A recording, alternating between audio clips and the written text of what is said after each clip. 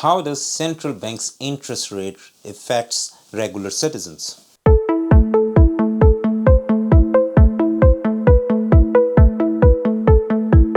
Hey guys, this is Seth, and in this video I'm going to talk about all the ways the central bank like Bank of Canada or the Federal Reserve of United States affect us all. We hear about the rate announcements every now and then on TV, on newspapers. Everybody is following them, but not all of us know the way the central bank affects our finances. The number one change is the change in the borrowing costs.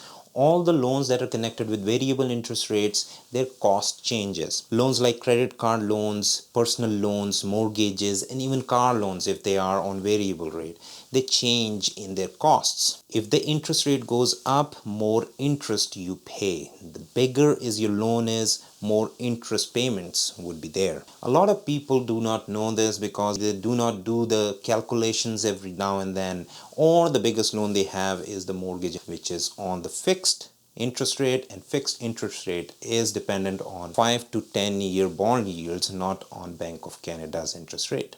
The second way it affects us all by changing the earnings on our deposit.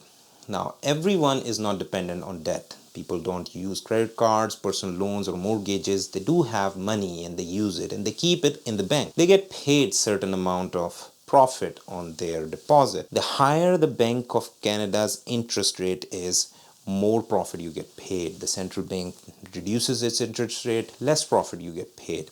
I know it's not a lot of money you get in profits, but for some people it does pay for their everyday coffee or streaming services like Netflix or Prime Video. The third way it affects us all is by changing in the return on investments. Number of people, they invest in different products. Those products could be riskier, those products could be safe for their investments. Products like GICs, stock markets and bond markets. GICs that are guarantees investment certificates, they are very safe investments. When the interest rate goes up, you like GICs, you would be investing more in GICs, buying more GICs. If the interest rate comes down, you would not even consider buying GICs. Number one reason for that is that when the interest rates are higher, banks are promoting more and more their GICs. Every time you visit the bank or you open your bank app, you see some marketing of some GIC rates, 5%, 4%. When the interest rate is low, banks are not promoting GICs, so you don't consider buying those GICs. In the stock market, when the interest rates are higher, people tend to spend less. The company sees their demand going down, they invest less money in their business. They borrow less money from the banks to invest, and their productivity goes down, their earnings come down. Hence, the stock in the market does not perform well. This happens with a lot of companies. General enthusiasm among people to buy stocks is missing when the interest rates are higher. In the bond market, the bond prices move in other direction. When the interest rates are higher, the prices are low. The bond yields, they go up, but when the interest rates are low, the bond yields come down and the price of the bonds come up. So people who invest in bond markets, they change their preferences according to the interest.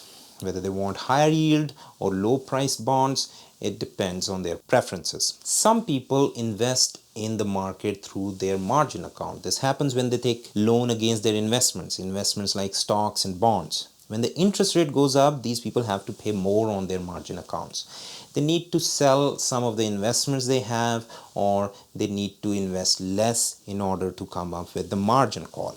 Fourth way central bank's interest rate affects us is by changing the inflation. Now, inflation affects us all. Our living expenses, our everyday expenses, they go up along with inflation. Higher the inflation is, our living expenses are climbing faster. Lower the inflation is, means our living expenses are climbing up slower. Inflation is calculated by taking into account the things like grocery items, housing costs, gas, etc., etc. In fact, all the things that affect general population. Central banks increases its rate of interest, the inflation tends to go down, and in turn it makes general people's lives much more affordable.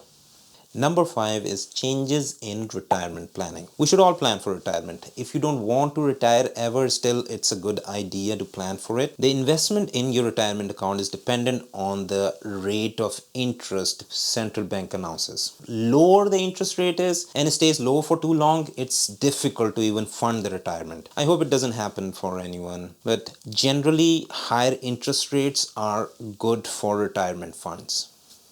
Number 6 is the cost of education. Now, if you have taken student's loan, you would know that interest on student loan is tied to the prevalent market interest rate.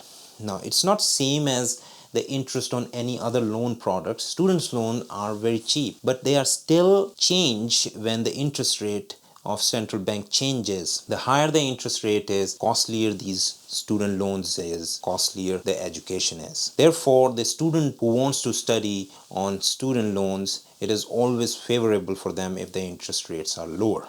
Number 7 is refinancing opportunity.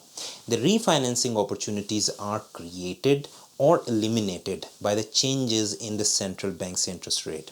If you have any term loan or mortgages or any loan that you want to refinance it, if the interest rates are going higher, it does not make much sense for you to refinance your loan.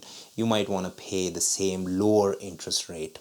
But if the rates are dropping, you might want to consider the refinancing because you might end up paying less in interest rates. These are all the ways in which central bank's interest rate affects the finances of regular citizens. I hope this video gave a general understanding or better understanding if you already have general understanding of central bank's interest rate. Thanks for watching.